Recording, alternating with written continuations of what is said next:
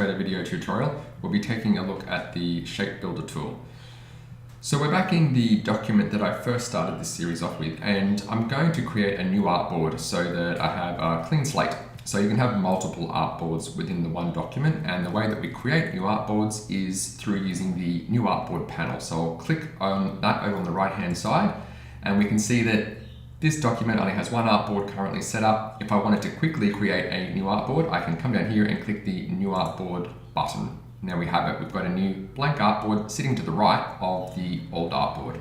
I could have also clicked on the little flyout menu here, and we can see that from here I can actually duplicate an existing artboard if there's already content on it, and I can delete my artboards from here as well. You can have as many artboards as you like here, and if I zoom out a little bit further, I'll just use my command minus here.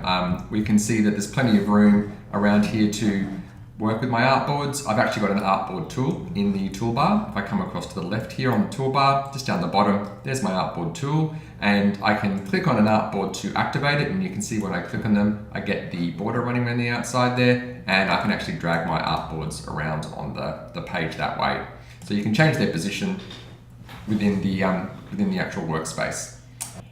So looking at the artboard panel again, it's important to take note of the order of the artboards within the panel as I click more and more artboards in. This order from top to bottom is how they would export if I was to export it as a PDF. So regardless of whether or not I move these around within my workspace in a different order within the window, it's this order here that is important, and we can actually change that order by dragging and dropping the order of the artboards around.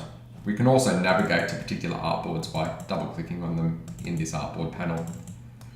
Alright, I'll zoom back out again, and I'll just delete the last two artboards, holding Shift and selecting both of them and hitting that trash can, and then I'll just zoom back into the second artboard that I created to work on the Shapebuilder tool.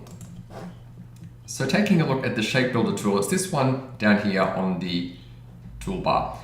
So in order to use it, I'll draw a couple of shapes on the artboard. I'll come across to my rectangle tool, and then before I draw my rectangle, I'll come up and I'll choose a fill color for that rectangle. I might just turn the stroke color off for it, and then I'll just click and drag to create a rectangle on the page. And I'll come back and I'll draw a star, and I'll just put this star next to the rectangle, and I'll give that a different color just for the moment. Okay, great.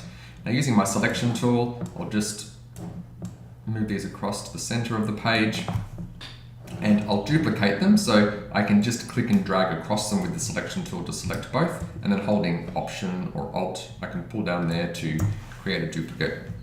Okay, so with the top two shapes, what I'm going to do is use the star to punch a hole in the orange rectangle. So if I click on the star and drag that one across, drop it on top there, it does need to be sitting above. If it's not sitting above, I would need to make sure that with the square or with the rectangle, I can right click on it and I can go to Arrange and send that to the back, making sure that the shape that will have the hole cut out of it is sitting at the back.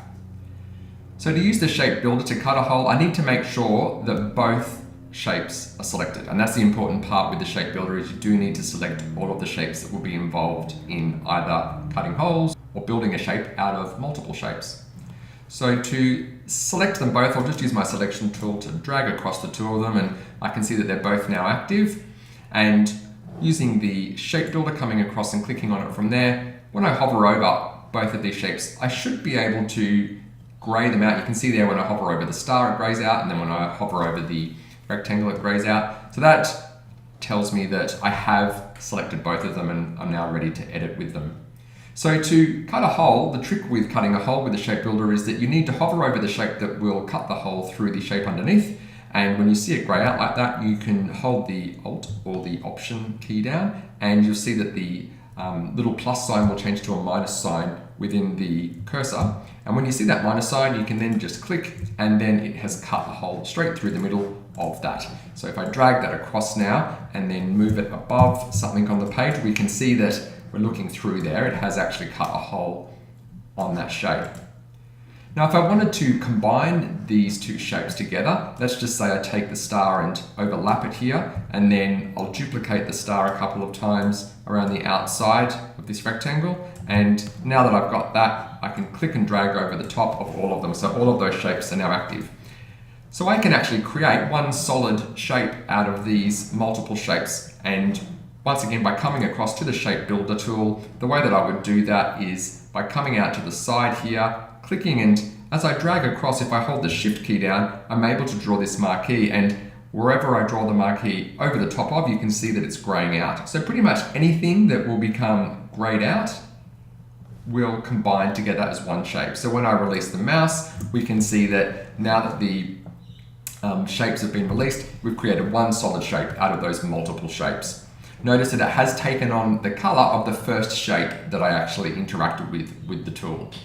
One other way that we can use the Shapebuilder tool is to come across and choose another shape. I'll grab the ellipse and I'll draw a circle by holding Shift when I drag that one out. And then I'll use the line segment tool. So I'll click on the line segment tool and I'll just draw a line running diagonally through that shape there. And then using my selection tool again, I'll click and drag over the top of both the line and the circle so that they're both selected, and then come across to the Shapebuilder. And now with the Shapebuilder, we can see that I'm able to select both sides of the circle independently. So if I just click once on one side, once on the other, it loses its current fill. And then what I can do is, if I wanted to delete these end pieces, I could just hold the Option key down and click on them, and that will remove them.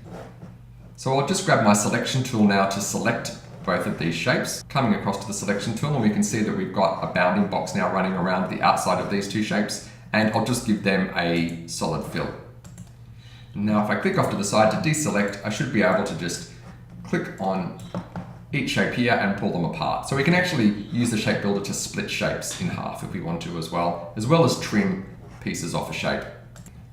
So that's a brief introduction as to how that Shapebuilder can be used to quickly cut holes in shapes or combine shapes together or split shapes in half.